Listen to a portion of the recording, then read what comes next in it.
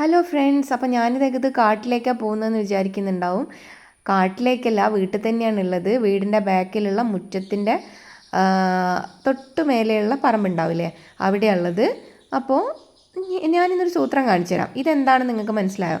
വേറെ ഒന്നുമല്ല, കസ്തൂരി വെണ്ട എന്ന് നിങ്ങൾ കേട്ടിട്ടുണ്ടോ? വെണ്ടയുടെ ഇനത്തിൽപ്പെട്ടത് തന്നെയാണ് കസ്തൂരി വെണ്ട എന്ന് പറയും. ഭയങ്കര ഔഷധ ഗുണമുള്ള ഒരു സസ്യമാണിത്. അതായത് മൂത്രാശയ രോഗങ്ങൾക്കൊക്കെ ഇതിൻ്റെ ഇലയും തണ്ടും വേരും ഒക്കെ എന്താ പറയുക ഔഷധമാണെന്നാണ് പറഞ്ഞു കേട്ടിട്ടുള്ളത്, വായിച്ചറിഞ്ഞിട്ടുള്ളത്. പിന്നെ ഞാൻ വീഡിയോസിലും കണ്ടിട്ടുണ്ട്. നിങ്ങൾ കേട്ടിട്ടും കണ്ടിട്ടും ഇല്ലെങ്കിൽ ഒന്ന് ഗൂഗിളിൽ സെർച്ച് ചെയ്ത് നോക്കണേ. എനിക്ക് എന്തെങ്കിലും തെറ്റ് പറ്റിയോ എന്നുള്ളതൊന്ന് നോക്കി പറയണേ നിങ്ങളും.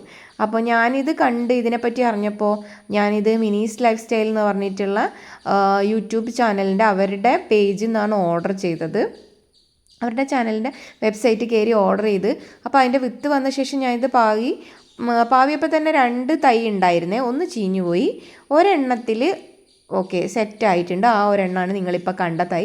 പക്ഷേ അത് സെറ്റായി. അതിൽ നിന്ന് രണ്ടല്ല 3 വെണ്ടയ്ക്ക ഞാൻ പറിക്കുകയും ചെയ്തു. ഇനി അതിലുണ്ടാവുമെന്നൊന്നും അറിയില്ല. അത്രയും പുഴുക്കൾ അതുമ്മേൽ വന്ന് അതിൻ്റെ ഇലയൊക്കെ നശിപ്പിച്ചുകൊണ്ടിരിക്കുകയാണ്. അതിനെന്തെങ്കിലും ഒരു പ്രതിവിധി കണ്ടേ പറ്റുള്ളൂ. നിങ്ങൾക്ക് എന്തെങ്കിലും അറിയെങ്കിൽ പുഴുവിനെ നശിപ്പിക്കാനുള്ള ഐഡിയ എനിക്ക് പറഞ്ഞു തരണേ, കമൻറ്റ് ചെയ്യണേ. അപ്പോൾ ഞാനിന്ന് ഈ ഔഷധ ഗുണമുള്ള ഈ ഒരു വെണ്ട വെച്ചിട്ട് ഒരു തോരൻ ഉണ്ടാക്കാമെന്ന് വിചാരിച്ചു. സാധാരണ തോരൻ പോലെ തന്നെ ഉണ്ടാക്കാമെന്ന് വെച്ചു. ഫസ്റ്റ് ടൈം ഞാൻ ഇത് കണ്ടപ്പോൾ തന്നെ ഇത് വെണ്ടയാണോ അതോ ചെമ്പരത്തി പൂവിൻ്റെ മൊട്ടാണോ അങ്ങനെയൊക്കെ ഓരോ ഡൗട്ടായിരുന്നു എനിക്ക്.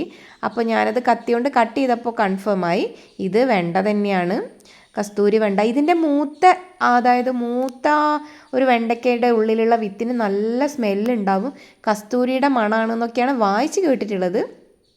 പക്ഷെ മൂക്കാൻ വെച്ചിട്ടില്ല. ഇത് ഇളയതാണ്. ഇനിയിപ്പോൾ മൂത്തിട്ട് എങ്ങനെ ഉണ്ടാവും എന്നുള്ളത് ഞാൻ വേറൊരു വീഡിയോ ചെയ്യാം എന്തായാലും. അത് ജീവനോടെ ഉണ്ടെങ്കിൽ. അത്രേ പറഞ്ഞോളൂ, പുഴുവിൻ്റെ കാര്യമല്ലേ. പുഴു അതിനെ വെക്കുന്നൊന്നും എനിക്ക് തോന്നുന്നില്ല, അത്രയും പോയിട്ടുണ്ട്. പിന്നെ ബാക്കിൽ മുറ്റത്തിൻ്റെ പണിയൊക്കെ ആയതുകൊണ്ടാണ് ഇതിനെ ശ്രദ്ധിക്കാൻ പറ്റാതായിപ്പോയത്. ഇല്ലെങ്കിൽ അവിടെയുള്ള കാടും ഒക്കെ പോക്കാമായിരുന്നു. എന്തായാലും ഞാനിതെങ്ങനെയാണ് തോരൻ വെക്കുന്നതെന്നൊന്ന് കാണാം. ജസ്റ്റ് 3 വെണ്ടയും കട്ട് ചെയ്ത് വെച്ചിട്ടുണ്ട്. ഇനി അതിലേക്ക് ചെറിയുള്ളി അരിഞ്ഞു കൊടുക്കാം. ഒരു പച്ചമുളക് കീറിയിട്ട് കൊടുക്കുന്നുണ്ട്.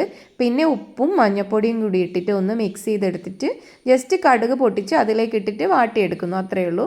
പക്ഷേ ഞാൻ പറയട്ടെ, നല്ല ടേസ്റ്റ് ഉണ്ടായിരുന്നു.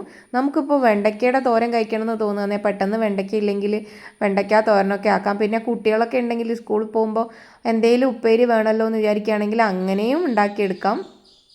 അപ്പോൾ നിങ്ങൾ ഫസ്റ്റ് ടൈം കാണുകയാണെങ്കിൽ കമൻറ്റ് ചെയ്യുക. അപ്പോൾ പെട്ടെന്നൊരു തോരനായില്ലേ.